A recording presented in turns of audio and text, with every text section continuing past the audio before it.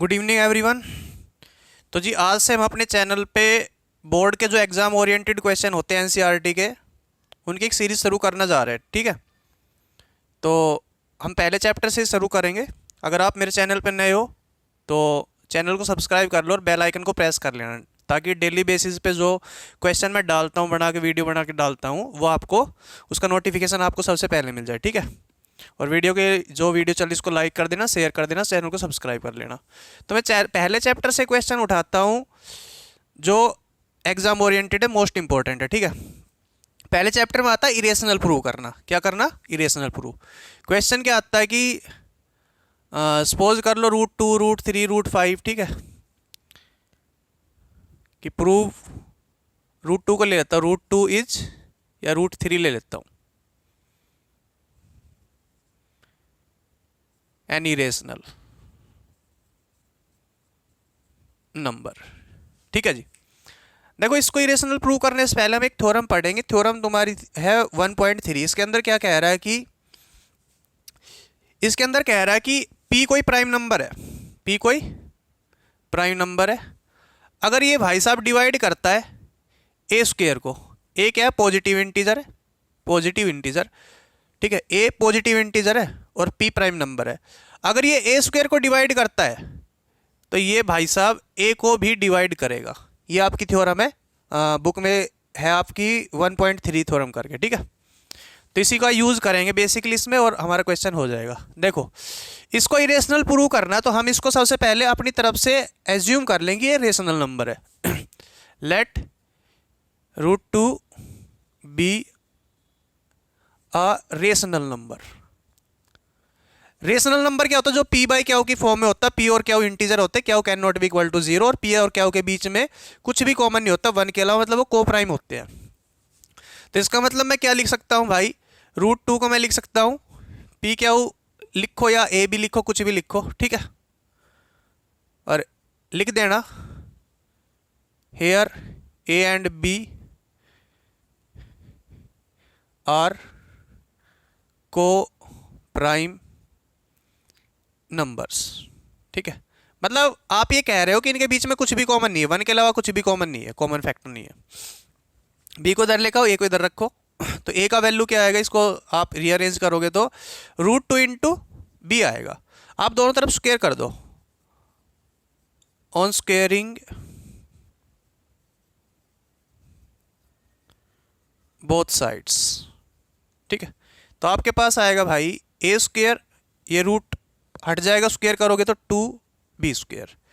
तो ध्यान से देखो क्या आ रहा है, ए स्क्वेयर क्या आ रहा है? 2 का मल्टीपल आ रहा है, 2 का मल्टीपल आ रहा है, मतलब 2 को किसी से मल्टीप्लाई करेंगे तो ए स्क्वेयर आ रहा है। इसका मतलब 2 क्या है? ए का फैक्टर है। फैक्टर मतलब कि 2 ए को, ए स्क्वेयर को डिवाइड करता है। ठीक है, सो क्लियरली 2 डिवाइड्स ए स्क्वेयर। ए क्या है? पॉजिटिव इंटीजर है और 2 प्राइम नंबर है। अगर ए स्क्वेयर को डिवाइड करता है तो 1.3 थ्योरम के हिसाब से ये ए को भी डिवाइड करेगा। ठीक है, so it will also divide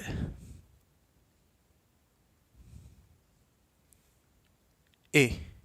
ये ए को भी डिवाइड करेगा, तो ए को डिवाइड करेगा, इसका मतलब क्या? ये ए का फैक्टर है, मतलब कि 2 को किसी नंबर से मल्टीप्लाई करूँ तो ए आ जाएगा। ठीक है, मतलब कि 2 को किसी नंबर से मल्टीप्लाई करूँ, नंबर आप सी मान लो, वो क्या आ जाएगा? ए आ जाएगा। ठीक है, इसको आप डियर 1 मान लेना, इसको 2 मान लेना। अब ए की जगह ये चीज़ 2c यहाँ पे रख दो। ठीक है, ऑन पुटिंग 2 इंटू 1, आप फटाफट से पुट करो। देखो ए का स्क्वायर मतलब कि 2c का स्क्वायर है, 2c का स्क्वायर किसके बराबर? 2b² के बराबर। ये क्या आएगा? 4c² is equal to 2b²। ये 2 काट देगा इसको, कितने पे? 2 पे। तो यहाँ से आपको पता चल रहा है यार क्या, कि मेरा b² किसके बराबर आ रहा है?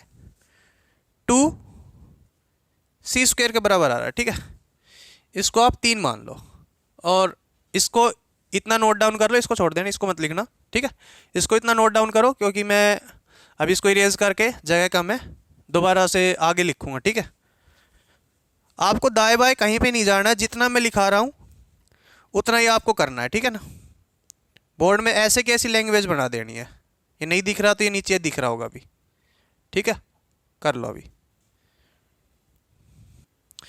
ये नीचे इससे नीचे दिख नहीं रहा था, मैं साइड में करता हूँ। क्या लिखा था मैंने, देखो 2 का स्क्वायर होगा 4c का square is equal to 2b square. ये 2 काटेगा इसको तो आपके पास आएगा b square is equal to 2c square. इसका मतलब 2b स्क्वायर का भी फैक्टर इसको भी डिवाइड कर रहा है, ठीक है। इससे आगे हम आगे करेंगे, आप इसको 3 मान लेना और नोट डाउन करो इसको यहाँ तक, ठीक है। आगे चलते हैं फिर, देखिए आगे करते हैं। देखो आपके पास क्या आया था उधर, B square is equal to 2c square, ठीक है। इसको आपने 3 माना, यहाँ से आपको क्लियरली पता चल रहा है कि यार 2 है ना, बी स्क्वेयर का भी फैक्टर है तो इसको भी डिवाइड कर रहा है। So clearly 2 divides B square, तो उसी थ्योरम के हिसाब से सो 2 विल ऑल्सो डिवाइड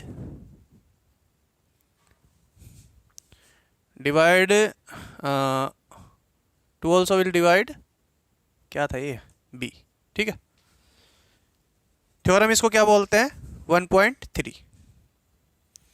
तो बी को डिवाइड कर रहा है, इसका मतलब 2 को मैं किसी नंबर के साथ मल्टीप्लाई करूँ तो मेरे पास बी आ जाएगा, ठीक है। इसको आप 4 मान लो। देखो 2 आपके पास क्या था, ये था।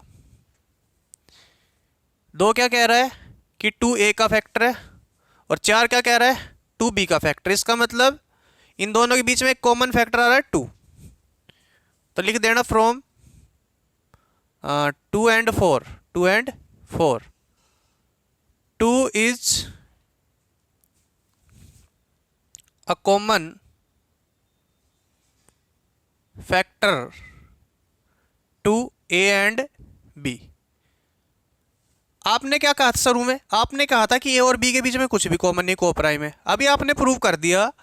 कैसे प्रूव किया कि आपने उसको क्या मान लिया, रेशनल मान लिया, उस हिसाब से आपने प्रूव कर दिया कि उनके बीच में तेरा 2 कॉमन है। इसका मतलब तो आप झूठ बोल रहे थे शुरू में कि वो कोप्राइम है, तो मतलब आपका एजुम्पशन क्या हो गया, फेल हो गया, ठीक है। But common but we have assumed that A and B are co-prime। आपने क्या एज्यूम किया था, ये co-prime है, co-prime नंबर्स बोल देना, ठीक है। बट आप क्या प्रूव कर रहे हो, इनके बीच में 2 कॉमन है। इसका मतलब आप खुद ही पहले बोल रहे co-prime है, फिर खुद ही प्रूव कर रहे कि नहीं 2 कॉमन है। इसका मतलब आपकी जो एजम्पशन थी वो रॉन्ग थी, ठीक है।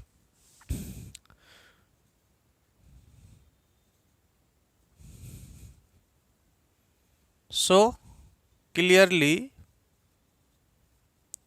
our assumption was wrong। हमारी जो कल्पना थी वो गलत थी। इसका मतलब ये क्या है, रेशनल नहीं। हमने क्या माना था, रेशनल माना था, तब हमने कल्पना की थी। कल्पना गलत होगी, मतलब वो रेशनल नहीं है, वो इरेशनल है, ठीक है। So clearly √2 is an irrational number, ठीक है। तो भाई वीडियो को लाइक कर देना, ठीक है, और कमेंट कर देना अच्छा सा, ताकि मेरे को लाइक करो तो एक मोटिवेशन मिलता है यार, ठीक है। कितना मेहनत करे, चलो कोई तो फॉलो कर रहा है। थैंक यू फॉर वॉचिंग, ठीक है। चैनल को सब्सक्राइब कर लो, चलो।